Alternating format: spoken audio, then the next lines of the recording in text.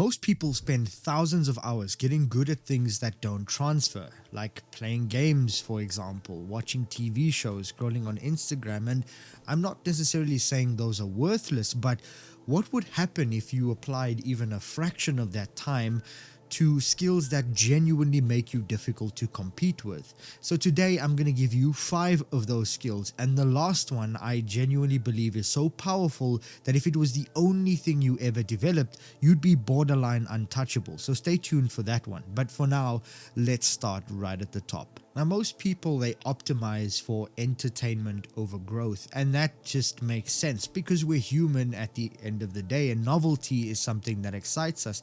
And that doesn't necessarily happen because you're lazy, but it's because nobody necessarily handed you a map to all of these skills. And so this video is kind of like your map, and these 5 skills are not necessarily about becoming rich or jacked or famous. It's about becoming a formidable opponent in absolutely anything you do, the kind of person who walks into any room and any situation in almost any sort of crisis and they absolutely handle the moment. And so each skill here trains a different muscle of that self-mastery, and put together it makes you nearly impossible to be shaken.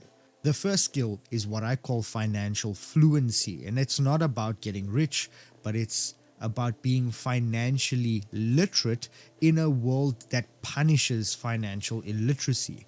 Now, most people these days, they think about money in days and weeks because they're very impatient and they want to make a lot of money very quickly. But wealthy thinking happens in a time span of months and years. And that shift in your perception and your understanding is what will change the decisions you make in your life. So therefore, understanding something like cash flow, understanding business is like understanding power, because you know where money comes from, where it's going to go, and how it grows. So this doesn't mean that you have to start a business, but the money that you make and what you should be working towards is money that works for you instead of rotting away in some dead account that's losing value every single day because of inflation. Being financially savvy, knowing how money works and how to make it, is essentially a superpower. And like I said, it's not about starting a business, although you can if you understand these things, and maybe you should if it's something you can handle and it's something you want. But the point is not about that. It's not about the number in your bank account. It's about being prepared for almost anything that life can throw at you. And that's the point of understanding financial fluency. And so this entire skill of learning about money and understanding how business works is essentially the fundamentals of delayed gratification and time mastery, which is the ability to sacrifice now for a much better later. And so if this is something you can understand early on in your journey, it will give you an enormous head start to anyone else that is trying to compete with you. And so the first and most solid skill you could add to your arsenal is understanding the flow of money. Because when people make a lot of money, they often lose it because they don't understand how to handle it. And that's not a situation you ever want to find yourself in. The second skill is what I call the strength protocol. Now, the thing here is that strength training as a concept is the most reliable factory for discipline that a human being can build, because it's really not about the body. You see, strength and being physically strong is a momentum game. When you stop training for strength, it sort of fades away slowly, but you don't lose everything, and it's not necessarily the same as muscle. And so the small wins when you are chasing strength, they stack onto each other until it becomes something undeniable. And the difference with becoming strong is that, unlike motivation, the discipline that you need doesn't require you to feel like it. And the biggest takeaway here is, if you can separate what you know from what you feel, you will become unstoppable. Because, for example, you might not feel like you want to go to the gym today, but I know that if I go to gym and I get my workout in, it's going to bring me one step closer to my goal. And that is a difference between knowing something and feeling something. Being able to just show up anyway, regardless of how you feel, because you have to, is the whole point. And on top of that, the little extra motivation here is that being able to deadlift or squat your own body weight or more already puts you ahead of most of the population, because that's a very small percentage of people that can do that. And that becomes the evidence you need of your own capability. And like I said, it's not necessarily how strong you are, but the fact that you are progressing and being able to do more amazing things week on week becomes direct evidence of how capable you are, and that will give you the ability to respect yourself. And that self-respect is not something you can fake. You cannot pretend to be strong. You cannot pretend to be in control. You can't buy that anywhere, and it's something that you earn rep by rep by rep. And so the discipline that you build here when you chase something like being strong is something that transfers everywhere else into your life, into your work, into your relationship, into your habits, because a part of your routine now is built in the discipline that you learned from becoming a stronger human being. And there's also a level of confidence that no one can take away from you, because you might not be the strongest human being in the world. You might not be entering the competition for a gold medal, but you know that you possess a level of strength that most people in the room around you do not have. And that allows you to carry yourself with a little bit more respect and a little bit more of a devotion than you otherwise would. And so the skill behind the strength protocol and unlocking what your body can do is fundamentally about learning the consistency over the intensity of what you do, playing that long game. The third skill is what I call learning the hard thing. And in this example, I use an instrument. I suggest that everybody learn how to play an instrument, not to become a musician, but to become someone who doesn't quit when things get hard. And almost everyone will tell you that I'm not musically inclined. It's not something that I'm good at, but that's irrelevant, because everybody with sufficient knowledge and practice can play an instrument with reasonable proficiency. Maybe not necessarily a master, but you don't need that. The point is not to be the next Mozart, it's to be resilient. Because music is a perfect training ground because of how unforgivingly detailed everything is. The position of your fingers, how you play the chord, how you approach the instrument is so specific. And so every little thing you do matters. And active listening to your own actions and the things that you are doing becomes a habit that you build. Because the real enemy in this part of our life is frustration. And that learning how to play and create music will make you want to quit over and over and over again. But pushing through that is the entire lesson.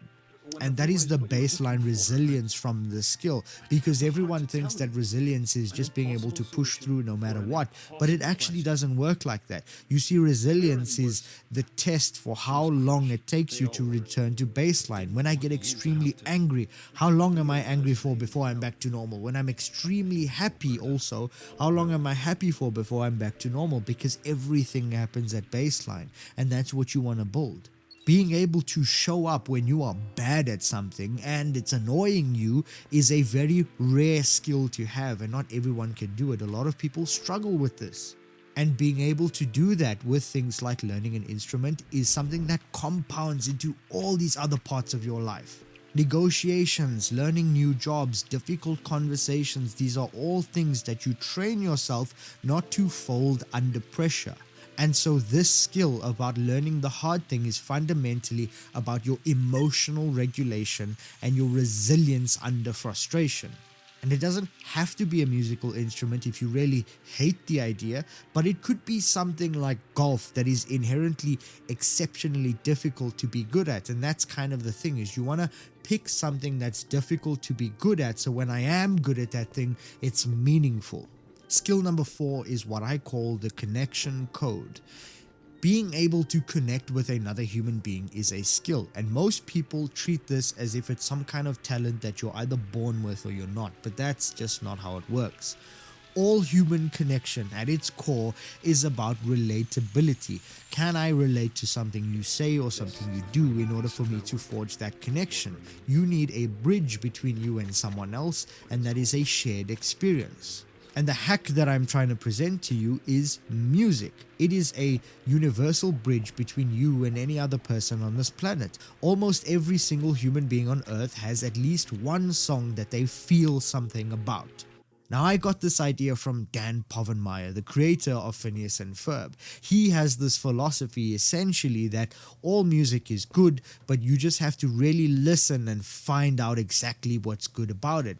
And I remember this specifically from one TikTok where he spoke about not liking Nine Inch Nails, and he made it a point to listen to Nine Inch Nails so much until he understood what was good about the music, and eventually he did. And for me, I used to be a genre Nazi.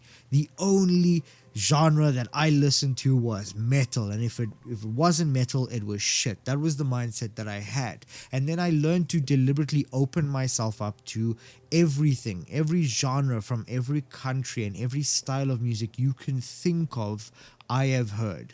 And now because of that, I can have a conversation with any human being on this planet, no matter where we are and what language we speak.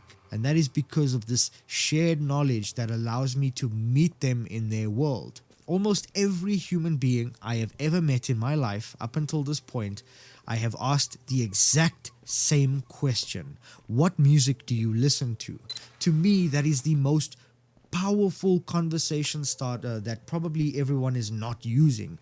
Relationships, opportunities, and even romance in my life have started because of this question. And having listened to so much music that puts me in a position to have that conversation and connect no matter what they say from any year or any genre, I've heard something close enough to be able to relate to you and have that conversation. And so this skill is about curiosity that you need and that open-mindedness that we can use as social tools to better interact with the people around us. And again, if music is not your thing, although it should be because it's very beautiful, there has to be something else that you can find that equally fits the criteria of what we're trying to achieve here. That no matter where and no matter what I do, it's about being plugged into something at a relative enough scale, general knowledge base kind of a thing in order to connect with the people around us. Now, before we get into the last skill, which as I said is the most powerful and the best skill, if you are new to this channel, my name is Tofu, and here we use gaming as a lens for bigger ideas.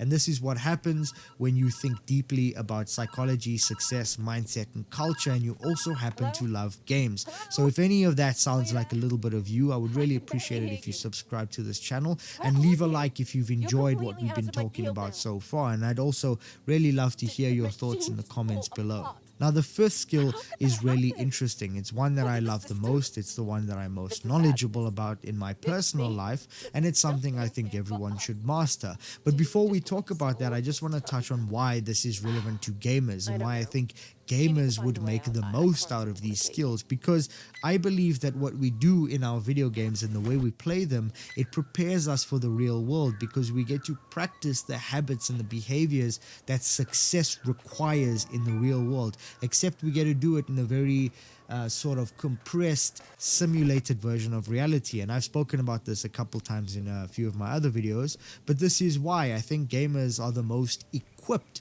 to pick up new skills and to become the most successful people in the world. And that is why the last skill is what I call the art of clear words. Because if you have ever developed one skill, if you only ever develop one skill, then make it this one, because everything else in your life, in any situation, runs through the ability to communicate. And so I told you that this one would be different because it is the most powerful skill that any single human being can wield. Because communication is not just about talking, it is the ability to transfer a thought from one brain into someone else's without losing any information in between. So your ability to articulate complicated things in a simple way is a genuinely very rare thing, and people notice that. being good at communication, being good at articulation will make you better at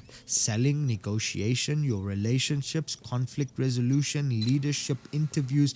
I could go on for days. Literally every single thing in your life will be supercharged if you are able to communicate things in a simple and meaningful way. Because the people who are the easiest to understand are often the ones that make others feel comfortable, and people are drawn to that comfort. People like you and they want to be around you because people don't remember what you did, they remember how you made them feel. And people tend to create opportunities for other people that they feel comfortable around. In my life, ever since I started focusing hard on communication in 2019, I have been invited to places that I shouldn't have been. I've been given things for free that I have no business receiving, but it's because people like me, and my ability to communicate and relate to these people made them want me around them, and it enabled me to have access to opportunities that I otherwise wouldn't. And at the end of the day, closed mouths don't get fed. You're able to negotiate for free things, better deals, stronger relationships, and even when things are bothering you, you'll be able to articulate them in an anti-inflammatory way, because we have to have the ability to say difficult things without making it into an argument or a fight.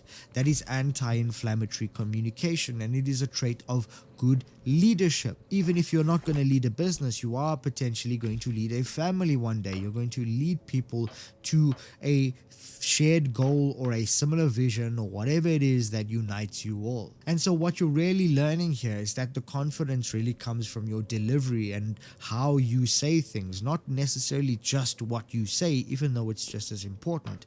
How you say something matters just as much as what you say. And so this skill is fundamentally about clarity, confidence, and making people feel understood. The goal in any situation is to make someone feel seen and heard. And when you accomplish that, they will view you in a different way, and often a better way than you otherwise normally would. And so one of the greatest superpowers any human being could learn is the art of clear words and being able to communicate absolutely anything to anyone.